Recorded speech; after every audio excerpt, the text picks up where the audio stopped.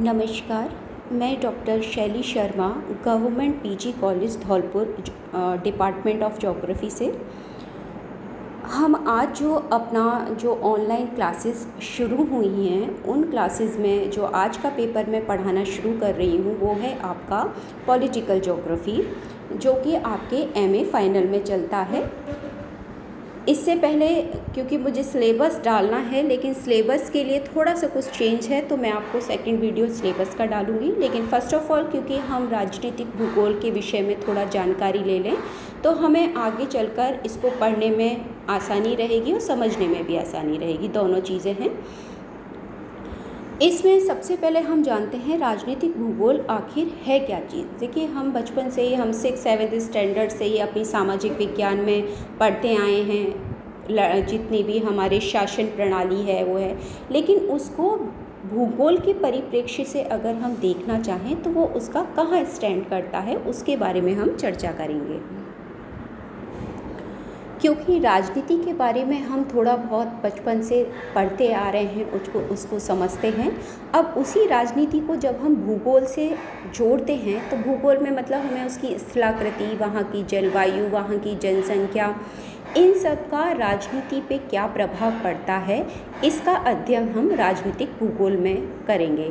आपको एक बहुत ही आसान से उदाहरण से आप समझ लीजिए, क्योंकि हम भारत के निवासी हैं और भारत की जनसंख्या, विश्व में की जनसंख्या में अगर अपन रैंकिंग की बात करें तो हम सेकंड नंबर पे स्टैंड करते हैं। इसका मतलब हमारे पास मैन पावर बहुत ज़्यादा है। तो हमारी विश्व में जो एक सुदृढ़ स्थिति है, किसके कारण है? क्योंकि हमारे पास पॉपुलेशन बहुत है, और जिसके पास पॉपुलेशन ज़्यादा होगी, आपको खुद ही पता है, जहाँ आप पॉपुलेशन है वहाँ मार्केट है, या स्कूल्स हैं, या बिल्डिंग्स हैं, या परचेजिंग पावर है, वो सभी क्या होती है, उतनी ही बड़ी हो जाती है। और जितने भी देश हैं उनको वहाँ अपना मार्केट नज़र आता है, उनका क्रय विक्रय की प्रक्रिया समझ में आती है। तो इसी को ध्यान में रखते हुए ना केवल राजनीति को राजनीति की हम दृष्टिकोण से समझें, बल्कि उसे हम कितने व्यापक स्तर पर ले जा सकते हैं, कितनी व्यापक स्थिति उसके द्वारा हम पढ़ सकते हैं, उसका अध्ययन हम राजनीतिक भूगोल में करें। सबसे पहले है, देखिए, राजनीतिक भूगोल जो है ये एक अलग शाखा नहीं है, मानव भूगोल के विकसित करने की शाखा है। भूगोल की हम बात करें तो भूगोल में दो तरीके से अध्ययन किया जाता है, एक प्राकृतिक रूप से और एक क्रमबद्ध रूप से। उसमें भी प्रादेशिकरण हो जाता है हमारा, तो उसको भी हमें ध्यान में रखना पड़ता है। तो मानव भूगोल में मानव के द्वारा जितने भी कार्य किए जाते हैं वो मानव भूगोल की शाखा में आ जाता है, और प्राकृतिक रूप से जितने भी कार्य होते हैं वो भौतिक भूगोल की शाखा के रूप में आ जाता है। तो देखिए, राजनीतिक कोई भी प्रकृति तो करती नहीं है कि पेड़ पौधे कोई राजनीति करें, ऐसा तो कहीं हमने देखा नहीं है। तो जितनी भी जब समाज बना, समाज में सांस्कृतिक क्रियाएं हुई, उन सांस्कृतिक और समाज के निर्माण के साथ एक और नई प्रक्रिया शुरू हुई, वो थी राजनीतिक। तो मानव भूगोल की शाखा के रूप में ही राजनीतिक भूगोल शुरू हुआ, जिसमें राजनीतिक इकाइयों के रूप में अगर हम सबसे पहले अध्ययन किया, सीमाएं बनेंगी किसके आधार पर? जब राज्य बनेंगे, कि मान लीजिए राजस्थान एक राज्य है तो उसकी सीमा निर्धारित है, ऐसे उत्तर प्रदेश एक राज्य है उसकी, तो वो जो निर्धारण हुआ सीमाओं के आधार पे हुआ, उसी को ध्यान में रखते हुए राज्य प्राथमिक इकाई माना गया किसी भी राजनीति के बारे में बात करने के लिए। क्योंकि जब कोई राज्य है तो उसमें शासन करने वाले व्यक्ति भी होंगे, चाहे वो पुराने समय की बात करें, राजा महाराजा की या उनके मंत्रिमंडल की। वर्तमान समय में हम उसको देख सकते हैं हमारे राष्ट्रपति, प्रधानमंत्री और मंत्रिपरिषद के मंत्रिमंडल के रूप में। तो केंद्र में अलग होगी, राज्य में अलग होगी, वो राज्य सरकार कार्य करेगी, केंद्र में केंद्र सरकार कार्य करेगी। तो राज्यों के मध्य क्षेत्रीय संबंधों का जो अध्ययन है, ये राज्य संबंध राज्यों के क्रियाकलापों पर प्रभाव डालते हैं। तो इसका मतलब एक राज्य का दूसरे राज्य के साथ कैसा संबंध है, ये उसके विकास को भी निर्धारित करता है, उसके आपसी संबंधों को भी दर्शाता है। राजनीतिक भूगोल की अगर हम परिभाषाओं की बात करें तो राजनीतिक भूगोल की परिभाषा वर्तमान से ना लेके हम क्या कर देंगे, जहाँ से शुरू हुई। राजनीतिक भूगोल की प्रारंभिक काल में इस विषय को परिभाषित करने वाले विचारकों का मत जो था, पूर्ण रूप से राजनीतिक भूगोल पर निर्भर नहीं था, बल्कि एक सामूहिक विचार था। जब तक वो सिर्फ उनके दिमाग में आता था राजनीति के बारे में, भूगोल को वो कहीं भी उससे रिलेट नहीं कर पा रहे थे। अपनी सामूहिक विचार अभिव्यक्ति पर था, लेकिन इसको बहुत अच्छा जो कार्य कह सकते हैं, एक स्पष्टीकरण देने का काम की शुरुआत कह सकते हैं, वो किया था कांट महोदय ने। कांट महोदय ने स्पष्ट किया था कि राजनीतिक भूगोल राजनीतिक इकाइयों के संबंध एवं उनकी प्राकृतिक पृष्ठभूमि का अध्ययन करता है। अभी तक जब हम राजनीतिक शास्त्र पढ़ते हैं या राजनीतिक विज्ञान पढ़ते हैं, उसमें हम शासन प्रणाली, कार्य प्रणाली, न्यायपालिका, व्यवस्थापिका, इनके बारे में पढ़ते थे। लेकिन क्योंकि हमने राजनीति के संग जोड़ दिया शब्द भूगोल, तो भूगोल के साथ ही अब हमें उसके संग क्या पढ़ना पड़ेगा कि जो भी राज्य है वो प्राकृतिक स्थिति उसकी कैसी है, वहाँ की जलवायु कैसी है, वहाँ की मिट्टी कैसी है, वहाँ की जनसंख्या कितनी है। जब हम इन सब का एक मिलाते हुए सामूहिक रूप से अध्ययन करने लगे और उसका प्रभाव राजनीति पे, और राजनीति उस प्राकृतिक व्यवस्थाओं को कैसे प्रभावित कर रही है, आपस में एक दूसरे को ये कैसे प्रभावित कर रही हैं, इसका अध्ययन कांट ने करने को कहा।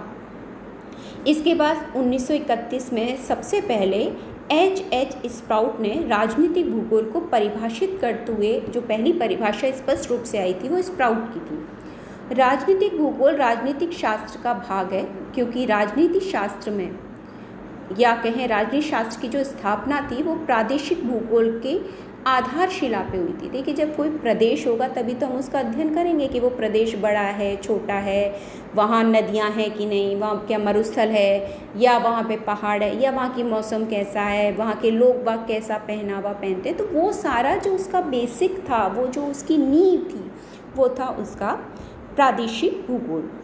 उसके बाद 1944 में अमेरिकन भूगोलवेत्ता आए थे डी व्हिटलेसी।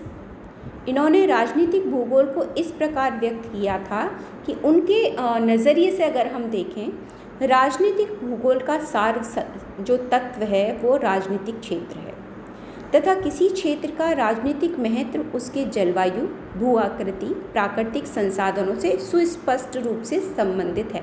मैंने आपको कहा ही था, सिर्फ हमें राज व्यवस्था, वहाँ की न्यायपालिका, उनसे संबंधित हमारे पास रिसोर्सेज कितने हैं, संसाधन कितने हैं। जिस राज्य के पास या जिस राष्ट्र के पास जितने ज़्यादा संसाधन होते हैं वो रिच माना जाता है। क्यों? क्योंकि उसके पास एक पावर है बेचने की, वो अपने यहाँ की मुद्रा को सुदृढ़ कर सकता है, वो अपने यहाँ के लोगों को रोज़गार प्रोवाइड कर सकता है, वहाँ पे फैसिलिटीज़ दे सकता है। तो इसी वजह से वो अपने आप में एक समुन्नत क्षेत्र हो जाता है। जलवायु भी मान लीजिए बहुत कड़ी गर्मी है और आपसे काम कहा जाए कि रेगिस्तान में जाए, बहुत मुश्किल है गर्मी में, बहुत ठंड में आप ना काम कर सकते, तो कंडीशन कितनी आपके फेवर में है वो भी इससे रिलेट हो जाता है। भू आकृति कैसी है, अब तो देखिए इतनी सुविधाएं हो गई वर्तमान में कि हम हर जगह, चाहे हम बाय एरोप्लेन जाएं, शिप से जाएं, ट्रेन से जाएं, बाय बस जाएं, वो फैसिलिटीज़ धीरे धीरे बढ़ी। जैसे जैसे टेक्नोलॉजी बढ़ी तो हम अपनी स्टडीज़ में भी उसको इंक्लूड करेंगे। तो हर जगह आज भी पहुंचने के बावजूद भी हम प्रकृति से कहीं ना कहीं हार मान जाते हैं।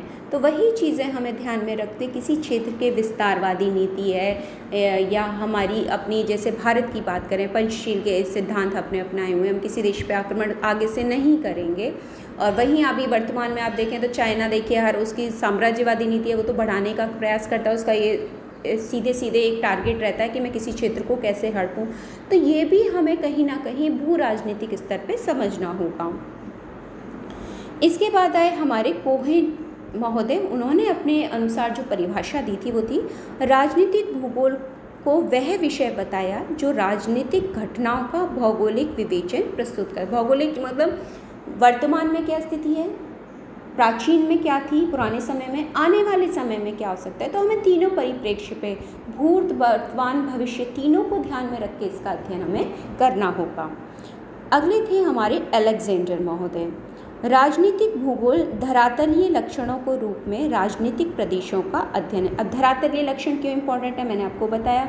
अगर मान लीजिए कोई क्षेत्र पर्वतीय है और वहाँ पे रिसोर्सेज भी कम है, अब कई बार होता है कि हम पहाड़ों पे, जैसे हमारे भारत की बात करें, हम जम्मू कश्मीर की बात करें, या हम हिमाचल की बात करें, या हम पूर्वांचल क्षेत्र जो हमारे असम, नागालैंड, मिजोरम है, पहाड़ी क्षेत्र होने के बावजूद उनके पास पानी की कमी है, क्योंकि ढाल, जितनी भी बारिश होगी पानी बह के नीचे मैदानों में आएगा ना, वहाँ पानी होते हुए भी पानी की कमी है। तो उसकी पूर्ति वो क्या करते हैं, जगह जगह गड्ढे बना के रोक के करते हैं। पेट्रोल नहीं है जैसे जम्मू कश्मीर के, तो वो नीचे से मैदानों से पेट्रोल वहाँ तक पहुँचा जाएगा। तो एक बात बताइए, जो चीज़ ट्रक के माध्यम से, ट्रेन के माध्यम से पहुँचाई जा रही है, तो वो लागत लेंगे कि नहीं? अतिरिक्त लागत वो जो पेट्रोल पहुँचाने में लग रहा है, व्यक्ति समय दे रहा है, रिस्क दे पे लेके जा रहा है, उन सब कंडीशन में अगर आपको वो चीज़ वहाँ उपलब्ध हो रही है तो महंगी तो होगी ना थोड़ी सी।